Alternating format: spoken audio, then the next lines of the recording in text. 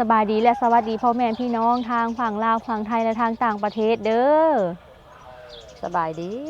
พี่น้องอิสรีไทยอิสรีลาวอยู่ต่างประเทศเด้อมื้อนี้ถวายพระป่ามื้อนี้ค่ะถวายพระป่าสามัคคีไทยเนาะพี่น้องมื้อนี้เนาะคือมีพี่น้อง FC ทางฝั่งไทยที่เพิ่นมาร่วมทำบุญกับน้องโตเกียวเนาะมีทั้งหมด57ท่านเด้อพี่น้อง57คนเนาะน้องโตเกียวก็สิมาอ่านรายชื่อสุพังว่ามีผู้ใดแน่เนาะถ้าว่าบ่มีชื่อไผก็สามารถทัก ID ไลน์มาหาน้องโตเกียวได้เนาะพี่น้องสำหรับผู้ที่ว่าน้องโตเกียวหับยอดแล้วค่ะนะเนาะพี่น้องเดี๋ยวเราสิมาอ่านน้ำกันเลยมีคุณเสถียรสังกิจ 1,000 บาทพร้อมด้วยถวายข้าวสาร1กระสอบเป็นเงิน 1,100 บาทเนาะแล้วก็มีคุณประตัก500 บาท3คุณไตรณรงค์สิรินทร500 บาท4 FC ไทยบอกนาม 1,000 บาทเนาะ5คุณจิรวุฒิวงศ์ขหาดจันทร์พร้อมครอบครัว500 บาท6คุณพงกฎอ่อนสุวรรณ500 บาท7คุณสัจจาเทียนเสม300 บาท8 FC ไทยนครสวรรค์ 1,000 บาท9คุณสิริไซ500 บาท10คุณวีรพล300 บาท11คุณสมคิดสุนลสาร200 บาท12คุณอลันตาลเจริญ500 บาท13 FC ไทยบอกนาม 1,000 บาท14คุณพันตรีเกษมสอนสำโรง500 บาท15คุณป้าอัมพรแก้วกัญญา200 บาท16 FC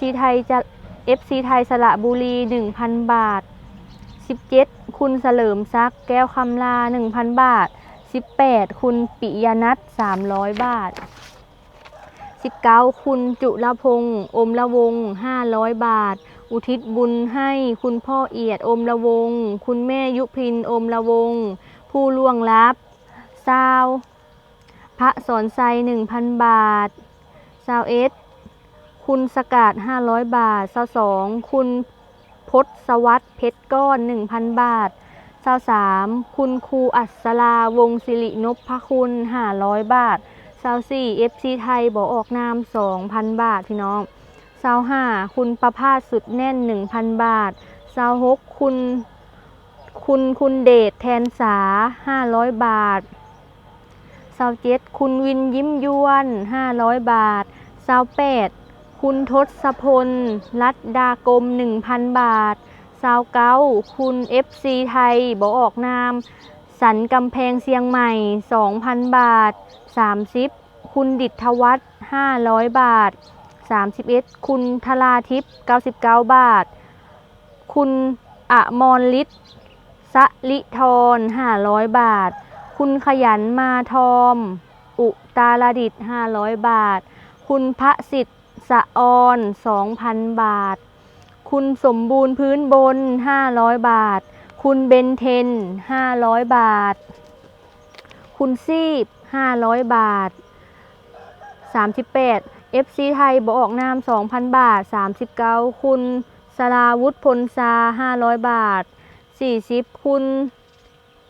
สาวลิตศรีนาง400 บาท41คุณเอมองลิตก้า500 บาท42คุณกะแตน้อย99 บาท43คุณวิษณุวรรณสาร300 บาท44คุณนัทเศรษฐ์ธรรมจริน500 บาท45คุณประสิทธิ์คล้ายจันทร์พร้อมครอบครัวร่วมทำบุญ 2,000 บาทผลบุญนี้ขอให้ครอบครัวมีความร่มเย็นเป็นสุข46คุณสมเกียรตินากลาง500 บาท47คุณสมบูรณ์กวดกระโทก500 บาท48สาวลาวเซโนแฟมิลี่พร้อมครอบครัว 1,000 บาท49คุณรัตนาไสยวงศา500 บาท50คุณประกาศยานไกล200 บาท51คุณพระมหานัทวุฒิเสลาแสงมาศ500 บาท52คุณพ่ออภิวัตรตามธรรมคุณแม่เยาวเลศตามธรรมนายจักรพัฒน์ตามธรรมนางสาวสุภาแซ่ตามธรรมนางสาวอาสมาตามธรรมรวม 3,000 บาทเนาะพี่น้อง 53คุณล็อก400 บาท54คุณนาอามาดมนตรี 2,000 บาท55คุณสมดี300 บาท56คุณรัศมี แก้วเจริญ100 บาท57คุณทหารไทย300 บาทพี่น้องส่วนหวานยอดเท่าใดนะเฮาขออุบไว้ก่อนเนาะสิบอกท้ายคลิปตอนที่เฮาถวายเนาะพี่น้องและวันนี้ก็น้องโตเกียวก็ดีใจหลายที่ว่ามีพี่น้อง FC ทางฝั่งไทยเนาะเพิ่นร่วมพาป่าสามัคคีในครั้งนี้พี่น้องหลายแฮงเนาะเป็นจำนวนแบบหลายแฮงพี่น้องโอ้ยสิได้มุ่งห่มแล้วตลาดของคำบัดน้องโตเกียวก็ขออวยพรให้พรพ่อแม่พี่น้อง FC เบิร์ดทุกท่านเนาะที่เพิ่นร่วมทำบุญในครั้งนี้ขอให้คุณพระพุทธเจ้าเนาะคุ้มกวมรักษาเดินทางไปมาทางใดก็ขอให้แคล้วคลาดปลอดภัยเด้อขอให้บุญคำนำยูอยู่ทางใดก็ขอให้แคล้วคลาดปลอดภัยจากภัยอันตรายทางปวงเด้อขอให้ร่ำรวยเนาะกินยาบกยกยาลงก็คือเงินคำบ่มีมือเบิดเนาะพี่น้องมีเข้ามาเพิ่มพูนเรื่อยๆสาธุจีทำบุญห่วมศาลาของข้ามบ้านสมพัฒน์วิไลให้มีแต่ความสุขความเจริญเด้อเงินต่อไปนี่หันให้เงินคำไหลมากที่แม่น้ำเงิมไหลตื้มที่แม่น้ำคลองนี่เด้อให้อายุมั่นขวัญยืนให้ทุกทางกายสบายทางใจร่ำรวยกว่าเก่าเด้อมาสร้างซอยบ้านสาลาวเชโนเด้อสาธุรายการมื้อนี้ก็มี FC ที่เพิ่นให้เฮาไปซื้อแตงโมมาเฮ็ดโรงทานเนาะพี่น้องเฮาก็สิเอาอันแตงโมน่ะใส่ถังน้ำแข็งแล้วก็สิซื้อน้ำแข็งใส่จักกระสอบหนึ่งเพื่อให้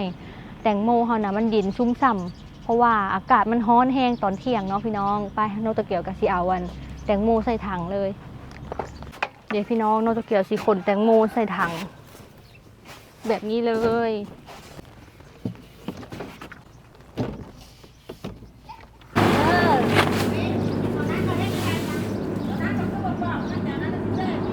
วันนี้น้องโตเกียวสีเข้าไปโม่กองบุญ1 กองเนาะเพราะว่ามีพี่น้อง FC ทางฝั่งไทยเพิ่นให้น้องโตเกียวโม่กองบุญเป็นชื่อน้องโตเกียว 1,000 บาทเนาะพี่น้องก็ขอบพระคุณหลายๆเด้อเดี๋ยวน้องโตเกียวก็สิไปโม่กองบุญแล้วก็อุทิศส่วนกุศลให้พ่อศรีสวัสดิ์แก้วเจริญซึ่งเป็นพ่อของน้องโตเกียวเนาะพี่น้องไปเฮาเข้าไปทางในกันเลยบ่ายมื้อนี้แหละโดยโดยอันห้าซิโมกองบุญกอง1,000 บาทบันนี้บรรดาพวกอนุน้อยช่องในช่องนั้นถวายมื้อนี้ลูกก็ได้หรือถวายมื้ออื่นก็ได้เด้อพวก FC นักบุญมาพิเศษนะที่ถวายไปได้ก็ตามกำลังศรัทธาของเพิ่นความสะดวกของเพิ่นรายชื่อก็เข้าเลยก็ได้พี่น้องวันนี้น้องโตเกียวสิมาโม่กองบุญ1 กองเนาะจำนวน 1,000 บาทนี่ใส่ไปในนี้เลยเราใช้เป็นกองบุญต้นระบบเวลาจะบัดเวลาแห่จะมาอาบพรอาบยังน้ำเพลินเวลาแห่จะมาถวายถวายป้านี่แหละนี่น้องโตเกียวสิมาป้อนบาทกองบุญพาป่าเนาะพี่น้องป้อนใส่บาทเลยถ้าเบิดมี10 บาทน้องโตเกียวก็สิป้อนเนาะจุ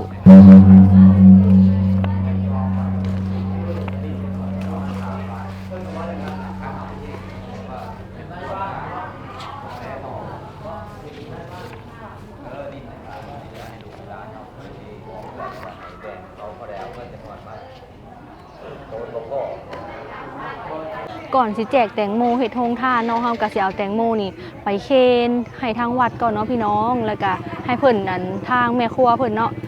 ปาดใส่จานใส่พระโต๊ะพร้อมกันเลยถ้าว่าเฮาสิปาดเองแหละ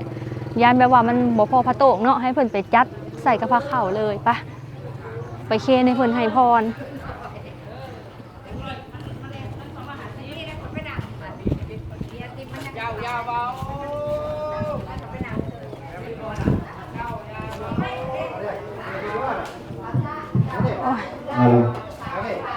ดีค่ะนางรัศมีเนาะโดยยอดปลามีปัจจัยมาคิดกันกีเราไปดูดังเรื่องของเคนมะม่วงจะเอาไปให้แม่ครัว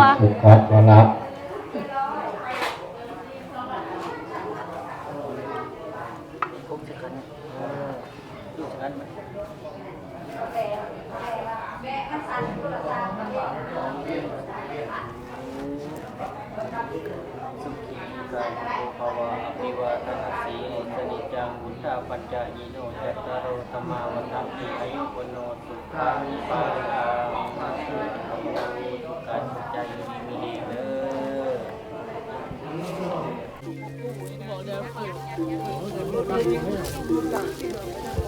ตอนนี้กำลังแห่พี่น้อง มาเอาบุญน้ำกันเด้อ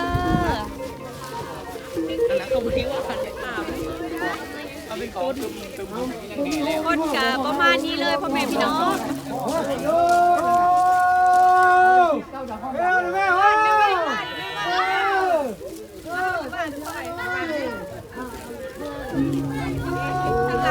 เก็บพนัน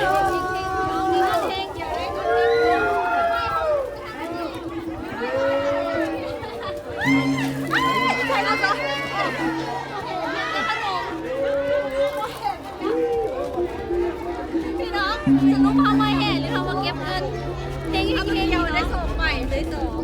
งใหม่เมื่อกี้อันเลือกถึงเล็กเด็ดจะดีพี่น้องนี่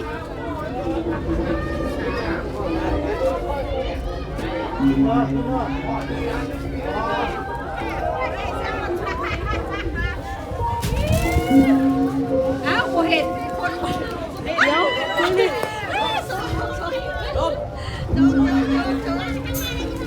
พี่น้องนี่ได้โชคแล้วโชคแล้วโชคเงินเฮงเงินหมานพี่น้อง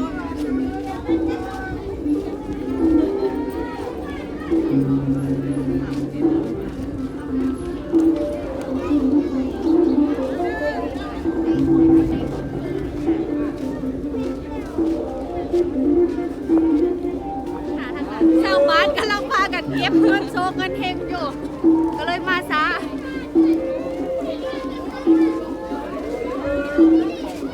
ผ่านไปเนาะ1 รอบแล้ว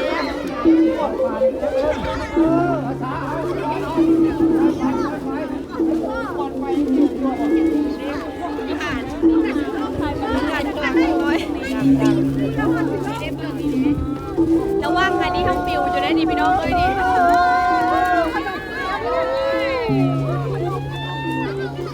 จะเพราะว่าจะทางหน้าเนี่ยพี่น้อง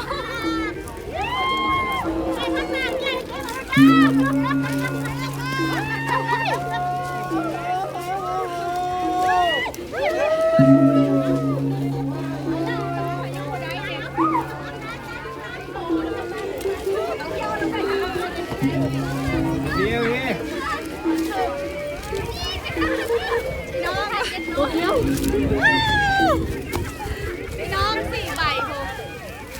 ว่าที่เด็กน้อยมันเก็บดีกว่าเกี่ยวตัวเกี่ยวให้เด็กน้อยเก็บเลย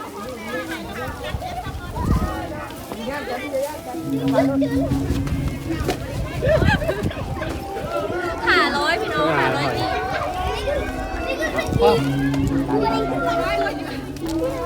่ว้าได้หลายเฮ้ยเนี่ยคุณน้ำเดี่ยวเลยเนี่ยคุณน้ำ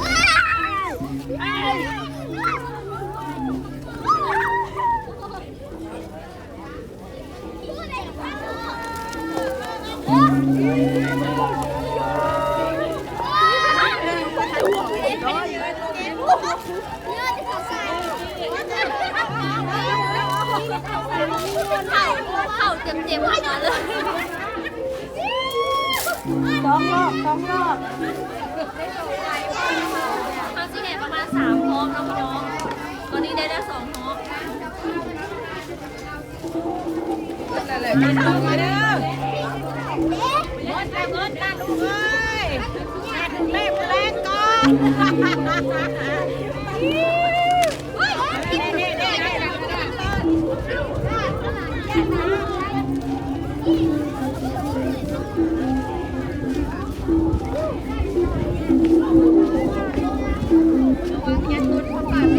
นั้นพี่น้องญาติกันเลยไรพันปิวลง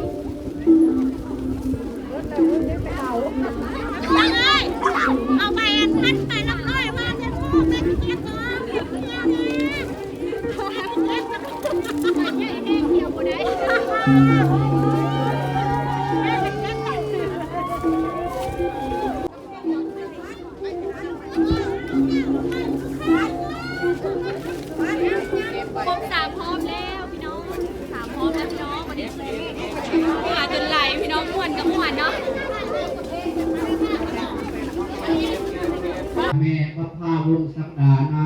เข้า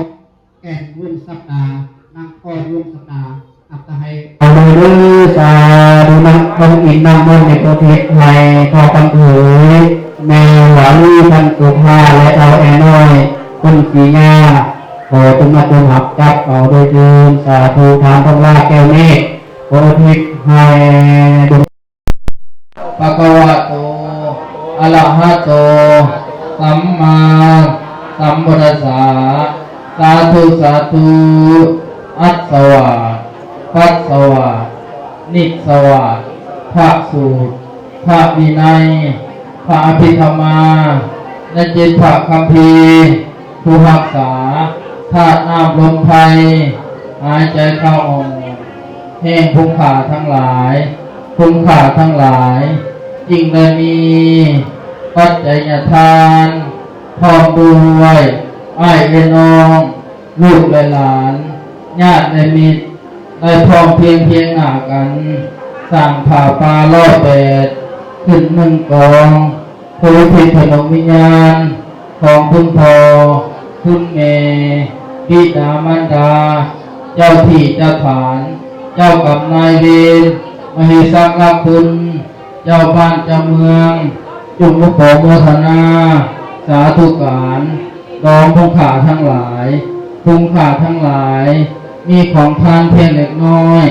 บริกิจเก็บก่อนมัวย่อใส่หัวท่านทอดใจเกี้ยงกอดเนื่อมสดีขอให้นางธรณีจำจือหมายซื้อไว้ถูกคนอัพนายกลุ่มพงกลุ่มพันทั้งสี่ถูกผิดพร้อมนาคาถ้าจตุลาทั้งสี่ถูกผิดพร้อมอินพงขอให้ลงมาทรงยังเครื่องพานแห่งภูขาทั้งหลายภูขาทั้งหลายได้พร้อมเพียงหนามาถวายในวันนี้อิมานิมะยังพันเตปังสุกุละอิวาลังภิกขุสังฆัสสะโอโนสยามะสาธุโนพันเตภิกขุสังโฆโมคณะทั้งหลายขอน้อมถวายผ้าปังสกุลอัฐะบริขาร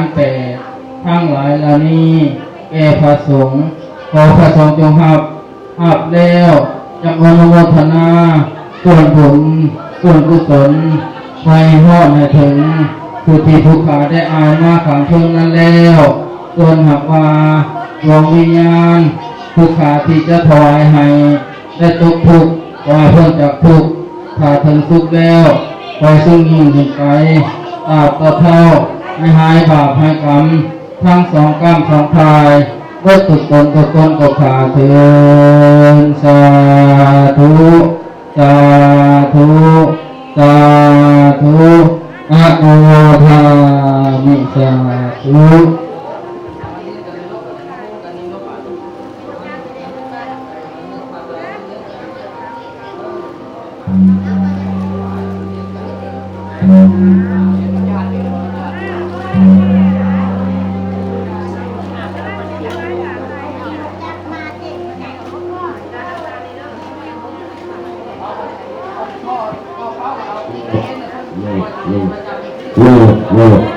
อันนี้สาธุสาธุสาธุ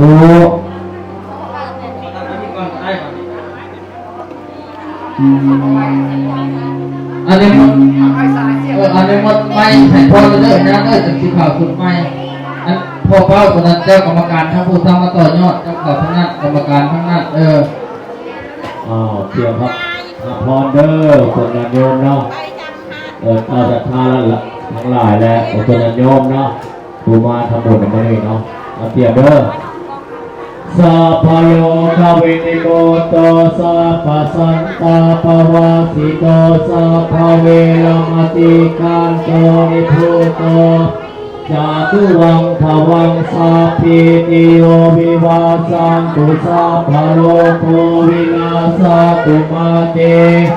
ภวัตวันตลายโยสุขิติขายุโกภวะภิวาทนาสิเลสเนจังบุตตาปัจจายิโนจัตตาโลธรรมาวัฏันติอายุวันโนสุขังภาลังอาญานาเด้อ อาจันจะโพธาตินาทินาสังฆังเหสุปาติทิตาทิฆาลัตตังอิตายัสสะทานาโสอุปกาปติโสย กักขึ้นมาเลยเปล่ามาเล่นยังไงเพิ่นอ่านก็ได้กับผู้ใหญ่เพิ่นนะผู้น้อยก็สิอ่านซะก่อนก่อนจะให้มันเร็วนี่นะก่อนจะให้มันเร็วนี่จะให้ผู้น้อยอ่านซะก่อนแล้วจะให้ผู้ใหญ่เพิ่นอ่านยอดทั้งตัวทั้งสองทั้งด้านทั้ง ให้พ่อเก็บคนอ่านเนาะ รายการต่อไปเด้อบัดนี้เด้อรายการต่อไปอีกมาอีก10อีกไอ้เป้าจัดมาอีก10กองอีก ให้เราอ่านกันได้นะพี่น้องบัดนี้น้องโตเกียวสิมอบรายสื่อที่พี่น้อง FC ทางฝั่งไทยเพิ่นมาร่วมทำบุญเนาะที่ให้เพิ่นอ่านให้ฟังอีกเทื่อนึงแล้วบัดที่ให้ฟังยอดรวมเนาะพี่น้องยอดรวมซองน้องโตเกียวเนาะยอดพาป่าจากทางฝั่งไทยพี่น้องดีใจขนาดเลยมาฟังนำกันเด้อพี่น้อง 42,598 บาทเด้อสาธุพ่อแม่พี่น้องบัดนี้กะสิให้เพิ่นอ่านเนาะบัดนี้เนาะอ่านแล้วก็ให้เพิ่นรวมยอดอีกบาทนึงให้เพิ่นอ่านยอดให้ฟังอีกบาทนึงเนาะพี่น้องสาธุ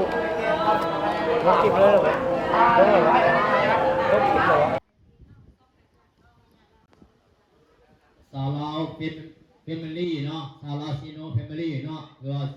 21เนาะได้มีเอาศรัทธาเนาะเพื่อซื้อสังกะสีอลูซิงเนาะจากฝั่งไทยเนาะพี่น้องเขาเนาะ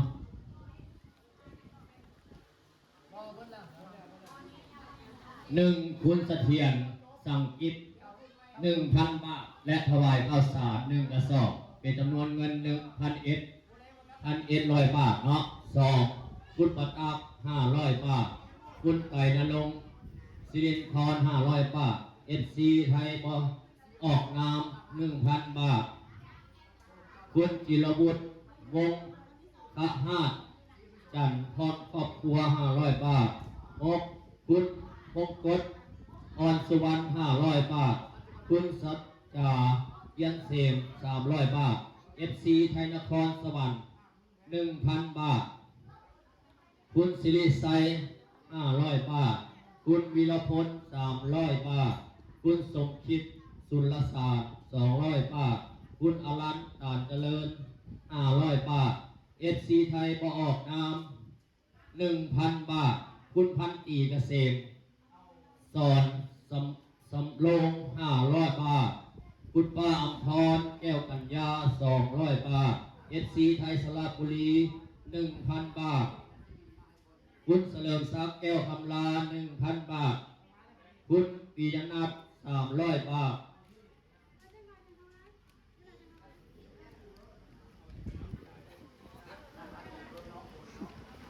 หลายโพด คุณจุลพงศ์ผมมาลง500 บาทอุทิศส่วนบุญส่วนกุศลให้คุณพ่อเอี้ย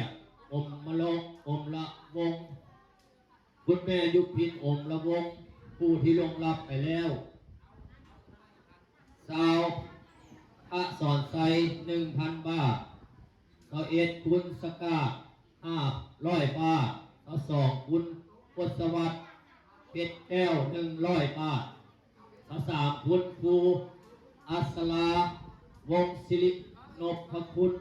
500 บาทสาวสี่คุณเอฟซีไทยพอประสงค์ออกนาม 2,000 บาทสาวห้าคุณประภาสสุดแนน 1,000 บาทคุณเดชแทนสา500 บาทคุณวินยิ้มยวน500 บาทคุณพลสพลรัตดาคม 1,000 บาทคุณเอฟซีไทยประสงค์บอกน้ำสันกระแพงเสียงใหม่ 2,000 บาท30คุณนิดทวัฒน์500 บาท31คุณพลาทิพย์99 บาท32คุณอมรฤทธิ์สิริธร500 บาท33คุณขยันมาทองอุตรดิตถ์500 บาท34คุณประสิทธิ์สะอ่อน 2,000 บาท35คุณสมบูรณ์พื้นบน500 บาท36คุณบุญเพ็ญคุณเป็นเพ็ญ500 บาท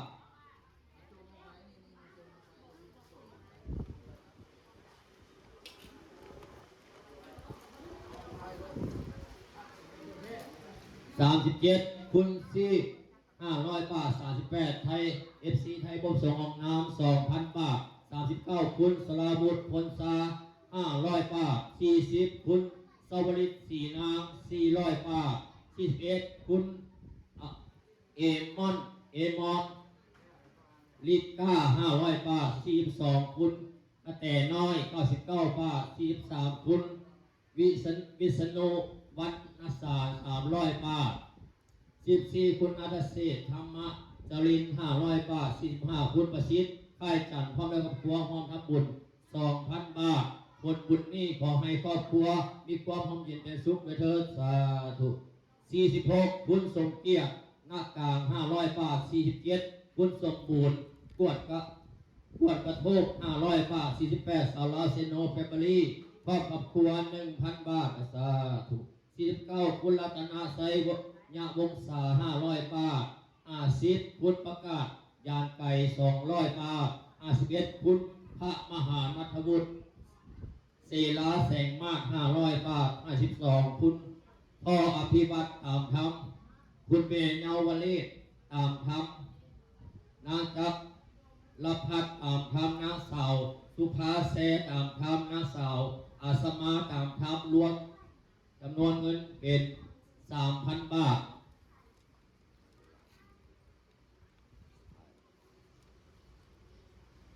54คุณล็อก400 บาท53คุณล็อก400 บาท54คุณงาอมาตย์มดตี 2,000 บาท55คุณสมดี300 บาท56คุณรัศมีแก้วเจริญ100 บาทเนาะ57คุณทหารไทย300 บาท58สารเซโนเฟเบอรี่จึงเป็นสะพานบุญให้พี่น้องทางฝั่งไทยเนาะยอดรวมทั้งหมดเนาะของสายซาลาวเซโนเฟเบอรี่เนาะหรือว่าสาย21เนาะรวมทั้งหมดเป็นจำนวนเงิน 69,000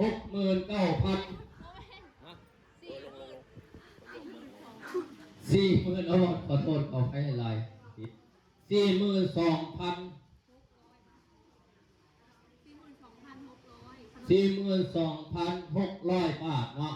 สาธุขอให้บุญได้กุศลหลายๆเนาะอันนี้เป็นสายที่1เนาะของซาลาวซีโนเฟเบอรี่เนาะสายที่2เรื่องสายจำนวนเงินบาท 69,598 บาทเนาะสาธุขอให้ผลทานนี่เด้อเป็นทานอันประเสริฐเนาะขอให้โนหรือว่าจะเป็นฐานเจ้ากรรมนายเวรมเหสักอาคุณพุทธีพุทธาลัดดาลานแก้วเจ้าที่เจ้าฐานลูกค้าเทวดาจงโม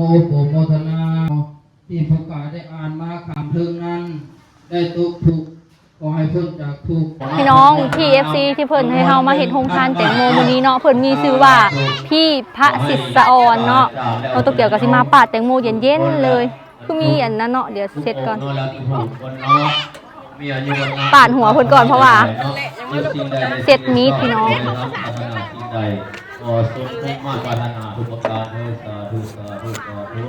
วิธีล้างมีดของเราพี่น้องเลยมาวันนี้มาพาเครื่องเลย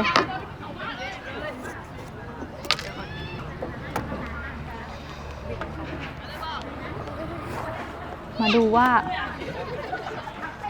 มันจะอันนั้นไหมแดงไหมพี่น้องมาเบิ่งกรอบขนาด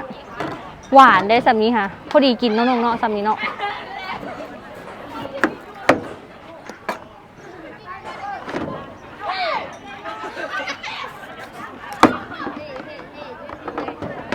หอมขนาดเลยกลิ่นแตงโมบอกว่าส้มสายทองนะเดี๋ยวมันได้ไปเอาน้ำเกลือกับผู้คำนะเอาเป็นบิ้งกินได้บ่ละกัดกินเลยได้บ่เอามาเอาเลยคนละบิ้งอ้าวบอกมุมเอาเด้อเอาไหมล่ะพี่น้องดิสิปาดหน่วยต่อไปมันสีแดงบอกหน่วยนี้มาหน่วยนี้สีแบบงามขนาดหน่วยนี้แดงแห้งพี่น้องเบิ่ง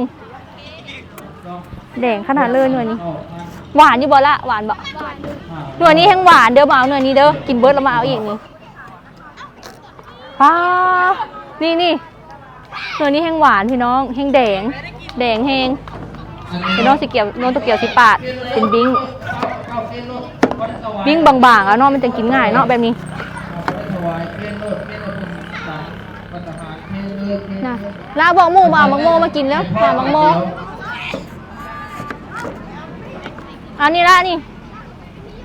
เอาเพี้ยนลูกกันรัตนาในวันสำคัญอาหารเพี้ยนมาดื้อได้จากไหนพอ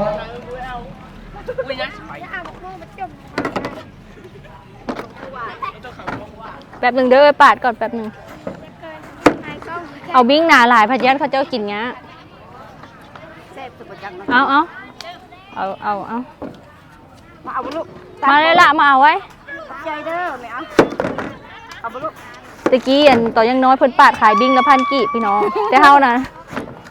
อุ้ยตัวนี้งามเนาะเอาละอันนี้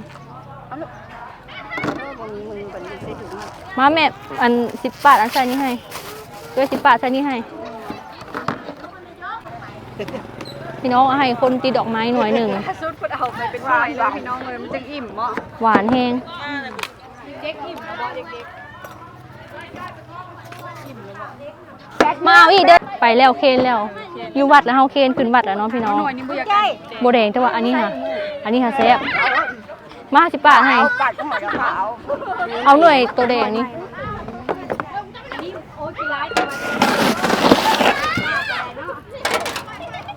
ตัวนั้นพอดีแซ่บอันนี้หวานโพดเฮานะหวานโหดหวานแห้งหวานเนาะหวานแห้งอะไรได้พี่น้องตัวนี้กระแดงหาเดือดมันเดือดนี่กรอบๆเลยเดี๋ยวเขาสิโลแจกเลยจานนี้เอาหมูนะนี่อุ้ยหน่วยนี้ซุกเกินกินมังโม่เย็นๆชื่นใจซุกเกินตัวนี้สบายดีเด้อพ่อแม่พี่น้องหวานแห้งเจ๋งกันบ่มังโมเขากับสีทยอยแจกพี่น้องแจกไปเรื่อยๆเนาะมังโมเย็นๆอากาศก็เริ่มร้อนเข่าเนาะซื้นใจขนาดเลยได้นี่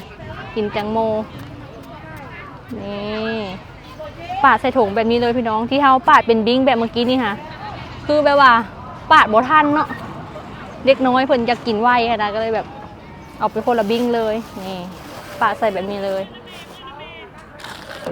ไม้อย่างนี้เอาบอกกังมาเร็วมาเอาเร็วเอาบังโมยทำยังไงเอาคะให้ได้เอานักเรียนค่ะขอบใจเด้อเอาเร็วๆค่าจอกน้ำได้เอาชุบไม่กินพี่น้องสำหรับวันนี้ก็ขอขอบคุณพี่น้องทางFC ทางฝั่งไทยหลายๆเด้อที่เพิ่นร่วมทำบุญแล้วก็ให้เฮ็ดโรงทานแตงโมเนาะขอไว้ใส่ให้พรให้พี่น้อง FC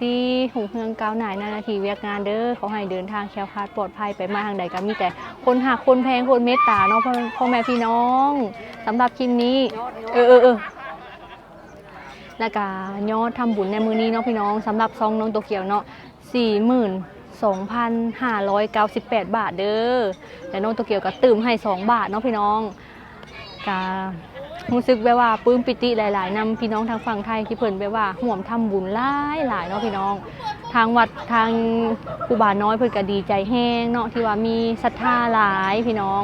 ทางชาวบ้านเพิ่นก็ดีอกดีใจหลายเนาะสำหรับคลิปนี้ฝากพี่น้องติดตามชมคลิปต่อไปเนาะเดี๋ยวสิมารวบรวมยอดผ้าป่าสามัคคีรวมทั้งเบิดเลยเนาะพี่น้องภายในวัดนี้ว่าได้เท่าไหร่เนาะสำหรับคลิปนี้ฝากกดไลค์กดติดตามกดแชร์ด้วยและที่สำคัญบอกกดข่าวโฆษณาเนาะพ่อแม่พี่น้องสบายดี